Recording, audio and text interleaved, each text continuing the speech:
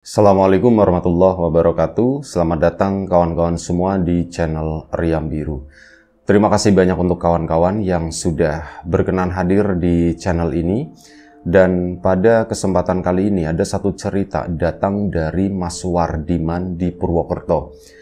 Mas Wardiman atau Mas Wardi itu menceritakan tentang satu kejadian horor yang pernah dialaminya itu di akhir tahun 90-an. Jadi pada saat itu Mas Wardi sendiri belum berkeluarga.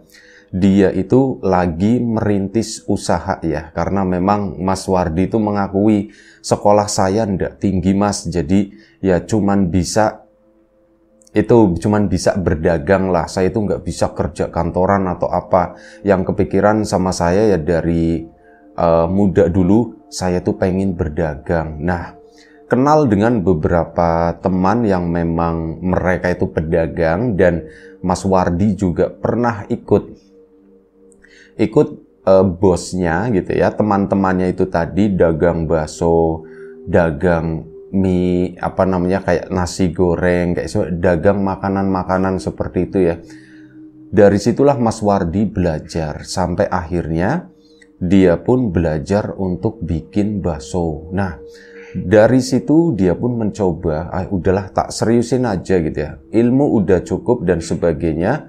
Permisi atau pamitan, minta izin sama bosnya. Bos, aku pengen nyoba buka usaha sendiri, boleh enggak gitu kan. Oh, enggak apa-apa, kata bosnya begitu. Kamu udah lama, kamu udah 3 tahun ikut di sini dan kamu udah tahu semuanya gitu ya. Udah buka sendiri enggak apa-apa. Cuman ya itu bukanya jangan deket-deket sini, kata si bosnya. Oh iyalah bos, enggak. Nanti aku buka di daerahku di sana gitu. Oh ya sudah. Akhirnya apa? Mulai diputuskan lah. Oke, aku mau buka sendiri ya. Cari-cari tempat gitu ya. Dan Mas Wardi itu bukanya memang sengaja enggak di deket rumahnya. Karena apa? Gimana ya?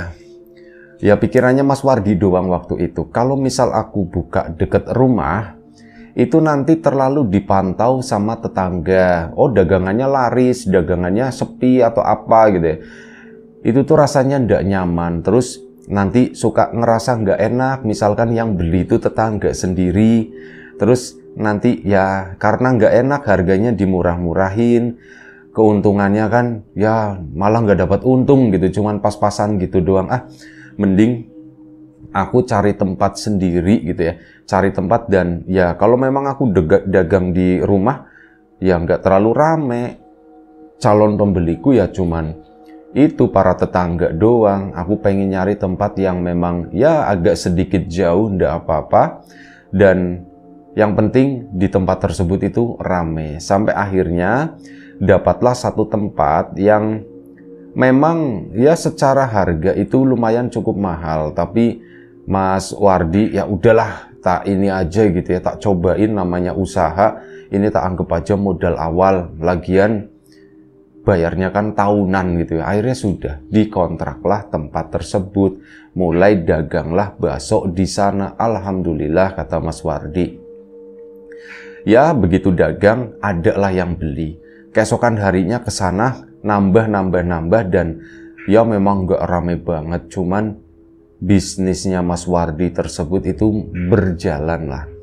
Dan ya dari situlah Mas Wardi itu fokus menjadi pedagang bakso ya. Tapi pedagang baksonya itu bukan pedagang bakso keliling, tapi yang mangkal di tempat ramai waktu itu dekat pasar. Nah, waktu pun berjalan, Mas Wardi sudah boleh dibilang alhamdulillah ada tabungan dan yang lain-lain. Saat ketemu sama teman-temannya gitu, itu udah mulai bisa ngomong. Ya bukan berarti sebelumnya tuh nggak bisa ngomong, cuman kata Mas Wardi rasanya tuh nggak pede kalau misal, "Di, kamu sekarang ngapain, Di?" Aku kerja di mana? Kerja itu bantuin di warung bakso. Itu tuh nggak pede waktu itu Mas Wardi. Nah sekarang ya udah lumayan lah bisa jawab. Aku sekarang ini buka bakso sendiri ya, bahasanya seperti itu ya. Udah mulai berani nemuin teman-temannya yang lain. Mereka mungkin yang pada bersekolah, Mas Wardi pun berani begitu ya. Karena ada sesuatu, yaitu tadi ada pegangan, ada sesuatu yang dibanggakan. Aku merintis ini tuh dari nol, dari aku belajar sampai aku buka usaha sendiri, ya alhamdulillah seperti ini, sampai aku di level punya tabungan. Dan sebelum kita lebih jauh ke dalam cerita, mohon izin mau promo bawang goreng Nyawiji terlebih dahulu. Bawang goreng renyah, bawang goreng murni, kualitas premium tentu saja, dan yang terpenting itu adalah bawang goreng ini tanpa campuran apapun, benar-benar bawang, nggak ada tepung, nggak ada apa. Nah, kawan-kawan kemarin yang sudah memesan, ditunggu pesanannya sampai, yang ya baru memesan nanti akan dikemas. Kemarin hari Minggu sempat libur ya, karena kurirnya, iya memang kurirnya itu hari Minggu itu libur. Dan untuk kawan-kawan yang belum memesan, ditunggu pesanannya. Yang sudah mampir di channel Lapak Horor juga terima kasih banyak. Kita lanjut cerita dari Mas Wardi tadi. Nah, Mas Wardi dengan kebanggaannya tersebut sampai akhirnya dia kan ya mulai, aku kangen dengan temanku yang ini misalkan. Dan dia pun akhirnya apa? Tak datengin ke sana gitu ya. Didatenginlah satu persatu ya dengan cerita masing-masing. Dulu begini-begini. Mas Wardi itu cuman sampai sekolah SMP ya. Dan waktu itu yang didatangi sama Mas Wardi ya, sebagian besar itu teman-teman dari SMP-nya. Sampai akhirnya dia itu datang ke salah satu temannya, teman SMP. Ini namanya Mas Edi. Nah, saat datang ke situ, Edi itu memang dari dulu orangnya memang orang yang sederhana, lumayan cukup dekat dengan Mas Wardi gitu ya, karena waktu itu Mas Edi kan badannya kecil, jadi dia itu sering apa ya, kayak sering diremehin lah, karena badannya paling kecil, sering digangguin dan sebagainya. Dari situ hal itu pun nggak beda jauh dengan Mas Wardi, dengan latar belakang yang ya aku serba ndak punya gitu ya. Aku nggak bisa menonjol. Kalaupun ada di sekolah itu dengan komunitasku, cuman kita itu kaum pelengkap lah katanya, begitu kata si Mas Wardi. Ya merasa sependeritaan, merasa senasib. Mereka pun akhirnya jadi kenal, jadi lumayan cukup dekat. Nah, datanglah ke rumah si Mas Edi tadi. Ngobrol-ngobrol dan sebagainya. Ternyata nggak disangka-sangka, Mas Edi itu sekarang berprofesi sebagai seorang dukun atau orang pinter semacam itulah. Saat ke sana ada beberapa tamu, ada beberapa pasien, ada 2 orang lah waktu itu.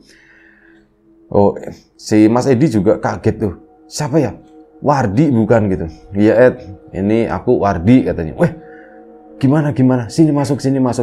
Akhirnya masuklah si Mas Wardi, salaman dengan pasiennya Mas Edi juga. Dan mungkin karena pasiennya ini juga urusannya udah selesai, cuman kayak tinggal nunggu pulang doang, si pasien itu pun permisi, akhirnya pergi. Mas Wardi sama Mas Edi punya kesempatan ngobrol gitu ya, cuman berdua. Ya kangen-kangenan masa SMP dulu, dan Mas Wardi juga, aku itu ndak nyangka loh, kamu begini Di sekarang Di. Ya itu ada bunyi kerak-kerak, kayaknya kodok kayaknya di situ di belakang. Lagi musim penghujan ya, jadi kadang suka ada tamu berwujud kodok gitu. Nah, ya merasa heran juga, kok gimana bisa ini. Wah, ceritanya panjang kata si Mas Edi. Oh panjang gimana Di? Menarik nih. Ya diceritakan secara garis besar. Itu tuh awalnya dari mimpi katanya. Mas Edi itu, aku itu mimpi disuruh tetapa di belakang rumah di situ kata si Mas Edi. Tetapa Di? Iya tetapa. Berapa lama Di? Cuman 3 hari katanya gitu ya. 3 hari. Ya udah aku tetapa di situ kata si Mas Edi kan. Ya sampai itu makku cuma, kamu ngapain sih Ed di situ gitu kan. Oh aku lagi tetapa mak. Oh tetapa ya macam-macam aja kata si emaknya. Jadi pokoknya 3 hari. Akhirnya pas setelah 3 hari aku berhenti. Aku kok nggak ada apa-apa ya, aku kok nggak bisa terbang, aku kok nggak bisa menghilang atau apa, nggak dapat apapun lah gitu. Impen pun nggak dapet atau apa. Nah giliran udah selesai, udah kategori kayak ya boleh dibilang aku merasa kecewa dengan apa yang aku lakukan. Tetapa begitu 3 hari nyiksa diri gitu ya. Nah malam harinya tuh Mas Edi mimpi dia didatengin sama seorang kakek-kakek.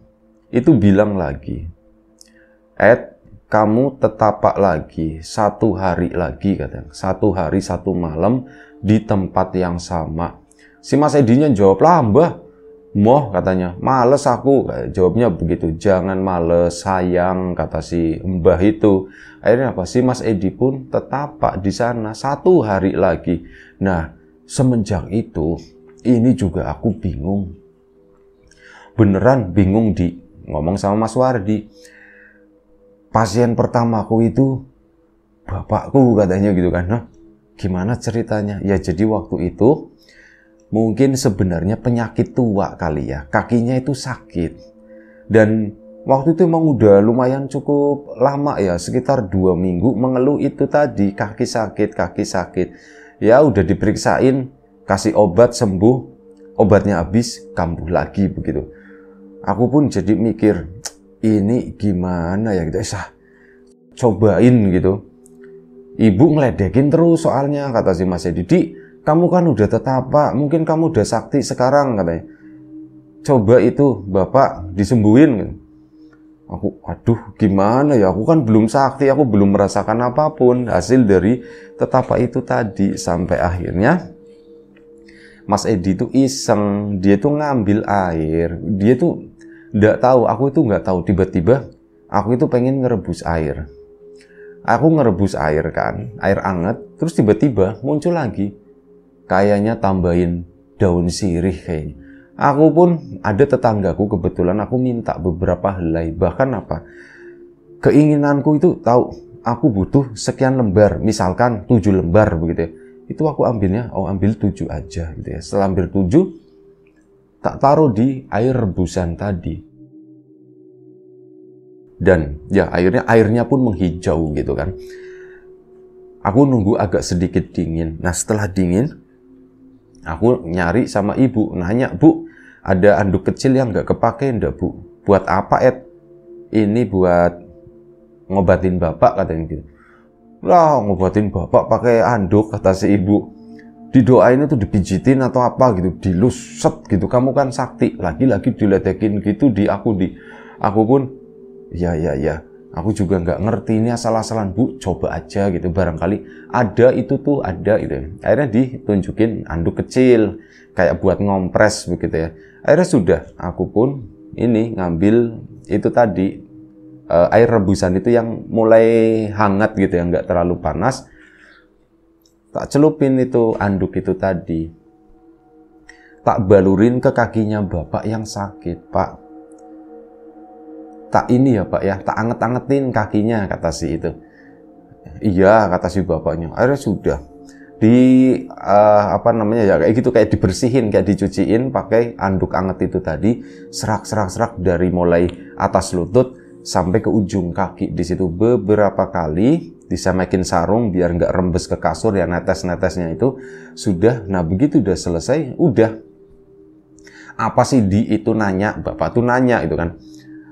Oh ini itu Pak, rebusan ini daun sirih katanya begitu. Oh daun sirih kayaknya bukan buat itu, kata si bapak gitu. Tapi enggak apa-apa, enakan rada anget, kata bapak. Oh iya Pak. Dan akhirnya sudah. Malam itu pun ibu itu masih kayak ngeledekin aku gitu ya. Apa sih kayak gitu pakai daun sirih segala macam, kamu dapat impen dari mana? Oh mak, aku nggak dapat impen dari mana-mana, nggak tahu, kepikiran aja seperti ini, kata situ ya. Oh nggak bakalan sembuh kayak gitu udah tak buang itu, selesai kan.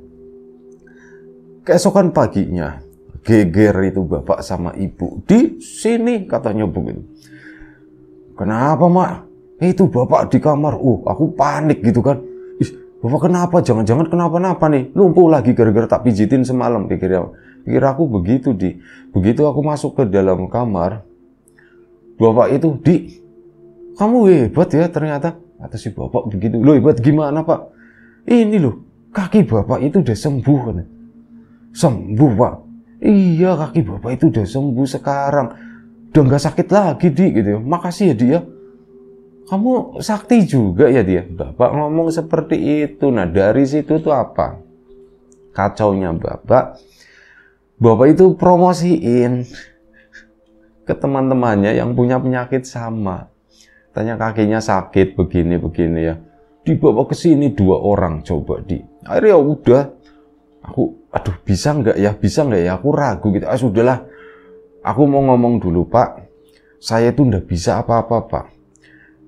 Saya nggak jamin sampean itu sembuh kata. Aku ngomong begitu belak-belakan terus terang gitu kan. Dan tak lakuin begitu.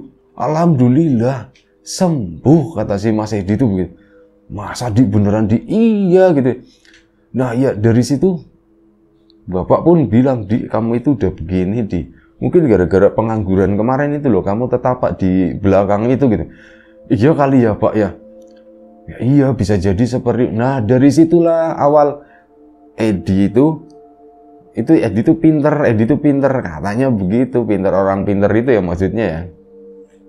Dari situ mulai ya pasiennya beberapa tetangga, keluhannya tuh macam-macam, kepalanya pusing, ininya sakit dan sebagainya. Ada yang bilang kayaknya aku disantet gitu.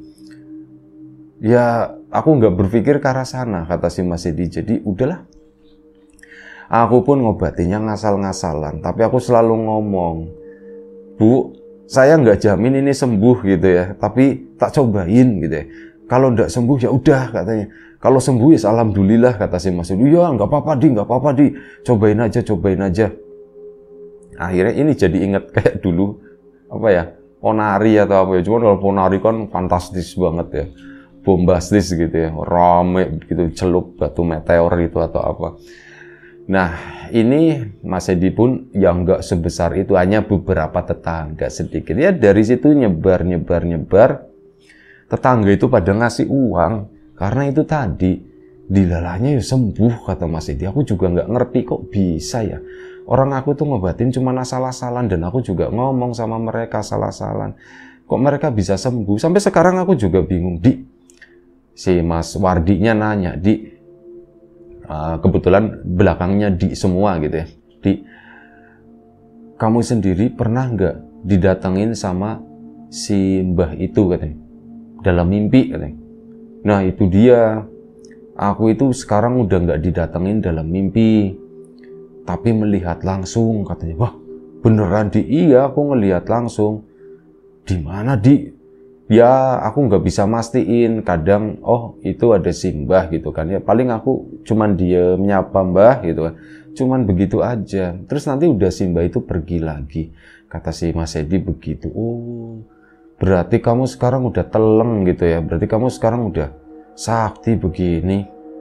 Ya aku sih nggak pernah mengklaim kayak gitu kata si Mas Edi.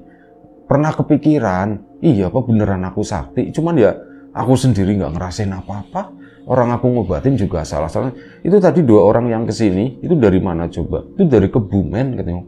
Luar kota di, iya luar kota. Dan aku pun ngomong sama mereka, sampean jauh-jauh kesini nyari apa gitu. Yo saya mau dibantu mas gitu kan, begini. Ya karena memang gak ada masalah gitu ya. Dia tuh mau usaha, tapi kok seret atau bagaimana.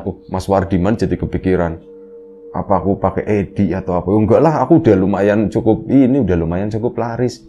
Nah ini sih bapak-bapak itu mau nyari penglarisan lah begitu ya.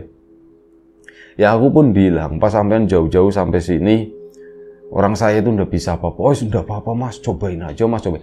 Ya wes, ini tak cobain, sampean itu ya apa namanya. Kalau misal nggak berhasil, ya jangan salahin saya katanya begitu. Kalau berhasil ya alhamdulillah itu rezekinya sampean kataku begitu di. Ya sudah, terus kamu ngapain di? Aku nggak ngapa-ngapain. Aku cuman nggak tahu ya sudahlah ambil air atau apa gitu ya. Terus udah Pak, ini nanti disiram-siramin gitu ya. Ke misal di depan rumah sampean ada tanaman, siramin aja ke tanaman itu Pak. Loh, kok ke tanaman mas? Bukannya ke ini apa? Malah dia yang ngajarin gitu kan? Ya enggak Pak, ini ke tanaman. Mikirku tuh gini, ini kan lagi musim panas, tanaman kan airnya siapa tahu kurang. Mikirku ya itu sambil ngerawat. Ya, pikirku tuh begitu ya. Jadi siraminya tuh ke tanaman, malah dia ngajarinya disaprat-sapratin kemana? bukan begitu, ke tanaman aja aku juga ngasal gitu. Alhamdulillah ini belum tak buka, kata si Mas Edi. Dikasih amplop. Ada 200.000, ada 100.000, itu banyak gitu ya. Dan ya si Mas Wardinya juga, banyak juga kayak gitu. Iya, duit gampang, kata si Mas Edi. Ya, ini duit gampang kayak gini. Ya akhirnya sudah, mereka pun cerita-cerita lanjutan gitu ya. Ceritanya itu panjang. Si Mas Wardi pun, ini udah waktunya pulang. Aku pulang dulu ya gitu ya. Ceritamu itu menarik gitu ya. Nanti kalau aku butuh apa-apa, aku minta tolong kamu ya, Di lah. Ya kalau kesini, kalau aku bisa ya tak bantuin. Cuman kamu udah tahu tadi ya ceritaku, aku itu sebenarnya nggak bisa apa-apa. Akhirnya pulanglah sih, karena udah malam juga. Si Mas Wardi pulang. Nah ini di perjalanan, Mas Wardi kan mikirin terus, iya ya, kok Edi bisa seperti itu ya, kok bisa kebetulan begitu. Kayak ini menarik banget, kata si Mas Wardi. Dia sendiri tuh nggak pernah ngobrol atau nggak pernah punya teman yang seorang dukun gitu. Dia tuh nggak ngerti sama sekali. Cuman kok bisa ya, ada jalan rezekinya Edi itu unik gitu, seperti itu. Dan lagi ngelamun naik motor itu tadi, tiba-tiba dia dikagetin si Mas Wardi, ada ular besar, itu ular piton kalau sekarang gitu, ada coraknya, belang-belang begitu kan. Ini mungkin lagi ngangetin, karena musim dingin itu kan udara dingin, biasanya ular itu kan berdarah dingin. Kalau malam hari itu suka ngangetin, ya itu yang nganget itu di badan jalan biasanya, bukan di rerumputan. Kalau rerumputan malah dingin. Nah itu nyarinya yang seperti itu, di tanah atau di aspal atau di semenan gitu. Itu lagi ngelosor begitu. Ukurannya lumayan cukup gede, sekitar 2 meter. Si ini kan kaget, astagfirullahaladzim, ular gitu kan. Ular gede, ya dia nggak berani ngapa-ngapain. Si Mas Wardi tadi cuman akhirnya dilempar-lempar. Seumur hidup, kata Mas Wardi, aku itu baru ketemu ular segini. Aku biasanya ngelihatnya di mana acara pertunjukan sulap, pertunjukan kesaktian gitu ya, jual obat-obat apa itu memang ada. Cuman ini aku baru ngeliat yang di tengah jalan liar, nggak ada yang punya, intinya seperti itu. Dia pun digini-giniin sampai akhirnya ularnya tuh jalan. Itu bukan ular setan atau apa, ular biasa. Mas Wardi pun lanjut perjalanan. Nah kali ini di perjalanan itu udah deket lah sama rumahnya, mungkin sekitar jarak 1 kilo dari rumahnya itu. Mas Wardi mendengar ada suara orang ketawa, perempuan, tapi lebih suaranya itu kayak suara perempuan tua, kayak seorang nenek-nenek, tapi ketawa kenceng banget, ya gitu. Mas Wardi, itu suara apa ya? Suara apa ya? Kok aku kayak dengar sesuatu, katanya bukan. Akhirnya apa? Dia tetap jalan pelan-pelan, kedengeran lagi suara itu, ada suara orang ketawa. Ya Mas Wardi takut. Asem. Itu kayak suara kok serem banget kok. Jangan-jangan suara setan gitu, pikir dia. Dia pun mempercepat motornya, dan tiba-tiba ada sesuatu yang melintas di jalan, tapi kali ini tuh bukan ular. Ada satu sosok, dan ini tuh sosoknya nenek-nenek. Tahu banget Mas Wardi. Jadi posisi melintasnya itu, si nenek itu pegang tongkat. Kalau bongkok kan berdiri ya posisinya ya, berdiri cuman memang membungkuk begini. Kalau ini tuh enggak, bener-bener kayak letter L. Gimana ya, narator nangkep apa yang dimaksud Mas Wardi, cuman gimana menyampaikannya gitu. Jadi posisinya ini benar-benar membungkuk, kakinya itu agak sedikit nekuk, jadi badannya itu rendah begini, lebih mirip, mohon maaf, kayak seekor anjing atau mungkin seekor kambing gitu ya, mirip kayak model binatang, cuman di bagian depannya ini pakainya tuh tongkat 2, tak gitu. Ini nyebrang cepet banget, tak kayak gitu, ke sana nyebrang. Mas Wardi kan kaget gitu kan, udah ngerem, astagfirullahaladzim, apa itu ya, wah jalan lagi, akhirnya jalan lagi. Nah ini perjalanan menuju ke rumah yang udah deket itu, Dia mendengar suara tak tak tak tak tak tak tak tak tak tak tak tak tak tak kayak gitu. Dibikin motornya Mas Wardi waktu itu zamannya masih zaman 2 tak ya, tahun 90-an ke sini. Deket-deket tahun 2000 mungkin ya. Itu masih motor 2 tak ya, knalpotnya kan identik dengan tek tek tek tek begitu kan. Ini bukan suara knalpotku. Dilongok, ada si nenek itu di sampingnya, itu lagi jalan begini tek tek tek tek. Ya akhirnya kan digas si Mas Wardi. Sana bablas harusnya nikung kiri, brosok nabrak masuk ke dalam kebun. Ya terjadi kecelakaan ringan lah. Beset-beset badannya si Mas Wardi, bahkan ada bagian yang robek gitu ya. Karena apa? Nabrak bambu, pagar bambu itu kan ya tajam-tajam itunya ya. Bagian sisi-sisi yang potongan bilah-bilahnya itu. Nah ada yang kebeset itu. Pendarahan lah di sana ya, berdarah gitu kan. Akhirnya ya sudah, dia nggak ada yang nolongin waktu itu karena memang kondisi di tempat tersebut itu sepi, padahal belum malam banget lah, mungkin sekitar jam 9 atau jam berapa. Nah udah bangun sendiri, darah ngucur begitu kan, cuman ditutup.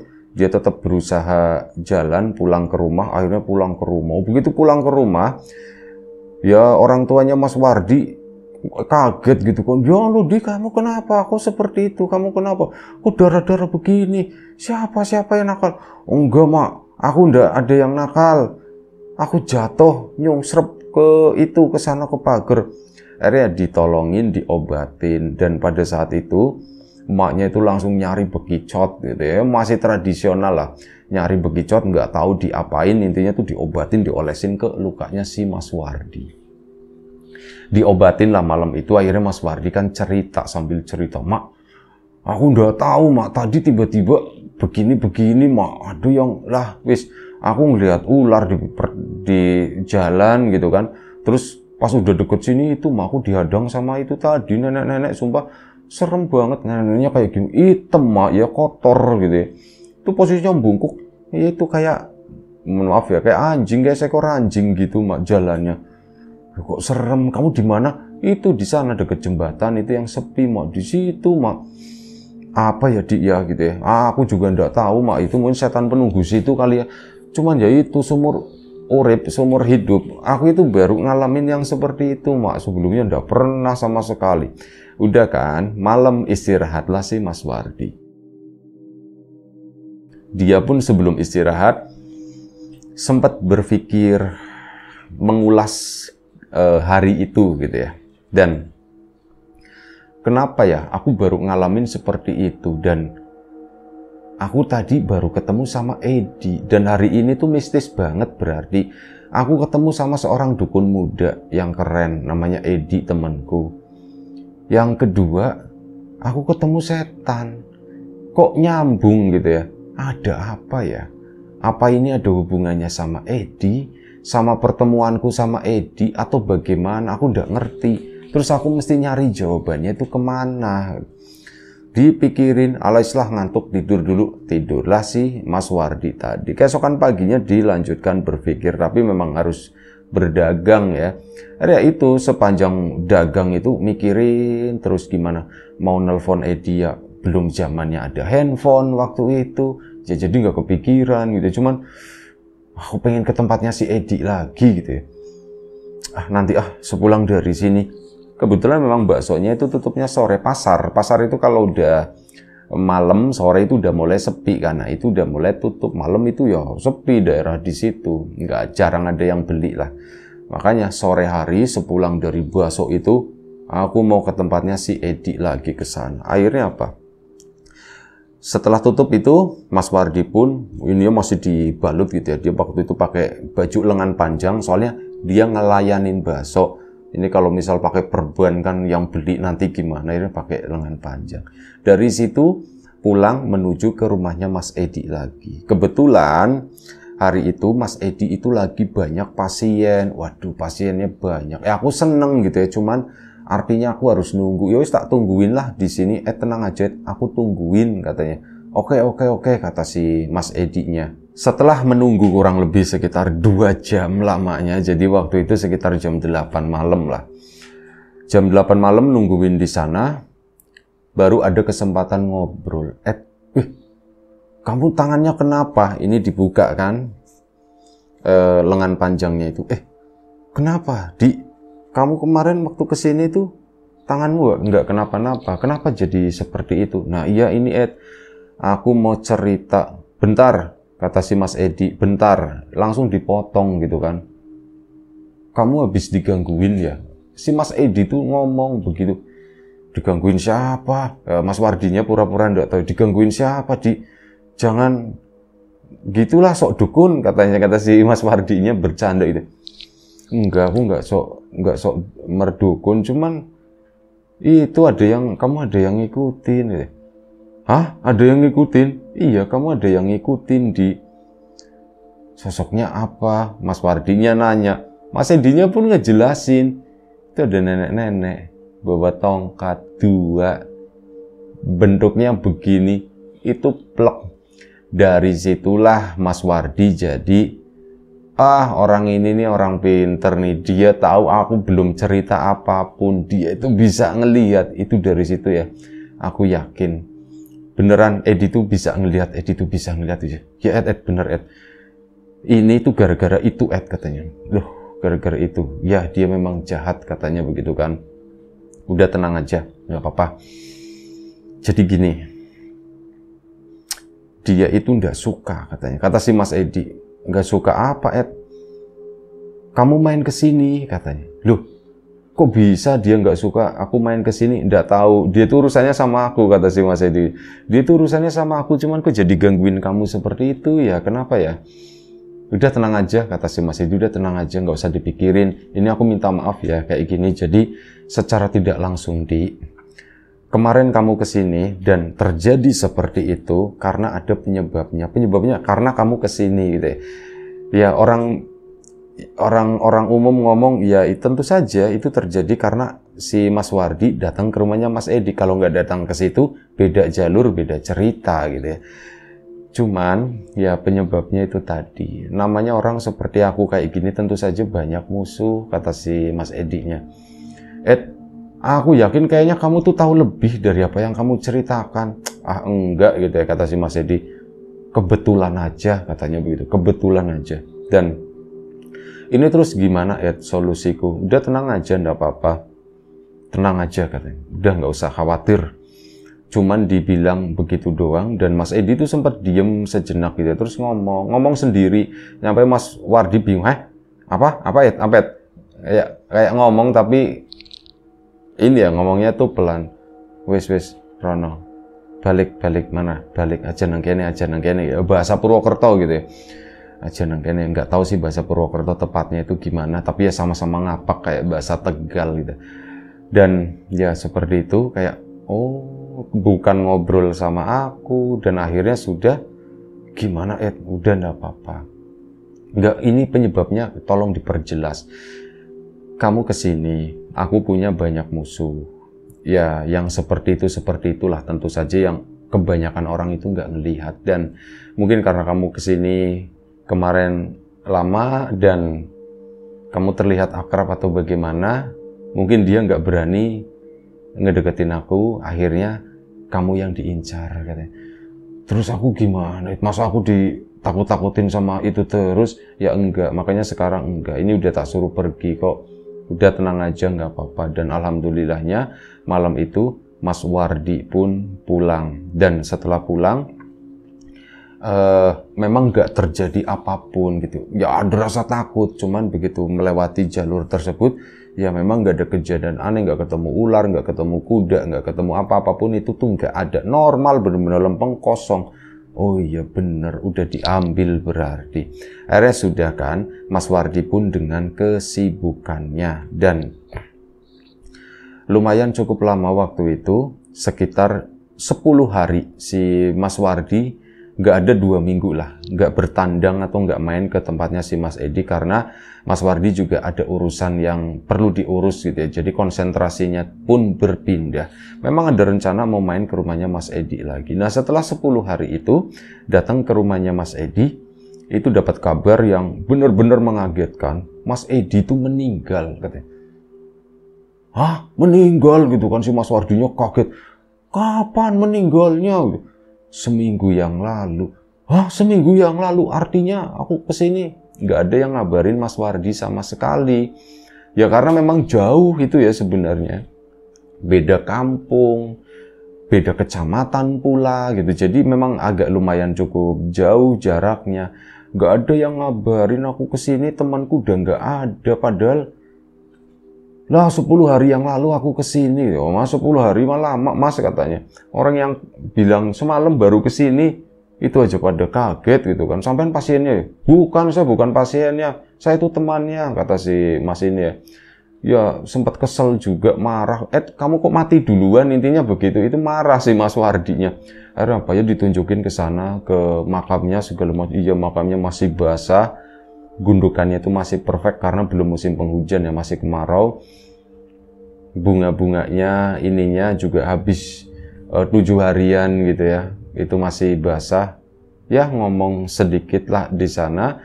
Akhirnya Mas Wardi pun pulang, alhamdulillah. Penyebabnya apa itu nggak pernah tahu. Intinya Mas Edi itu tiba-tiba sakit dan hilang begitu aja, meninggal begitu aja, begitu cepatnya.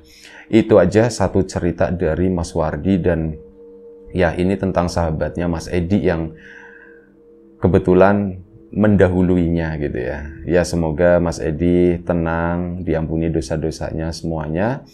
Terima kasih banyak Mas Wardi atas ceritanya. Kawan-kawan di rumah juga terima kasih banyak atas support dan dukungannya apapun itu. Kawan-kawan subscriber, kawan-kawan membership, kawan-kawan yang udah kasih support dalam bentuk super thanks ke Riam Biru, terima kasih banyak. Kawan-kawan yang udah ngasih like, udah nge-share ke yang lainnya, kawan-kawan yang udah ninggalin komentar juga terima kasih banyak. Kawan-kawan yang sudah memesan bawang gorengnya Wiji, tentu saja terima kasih.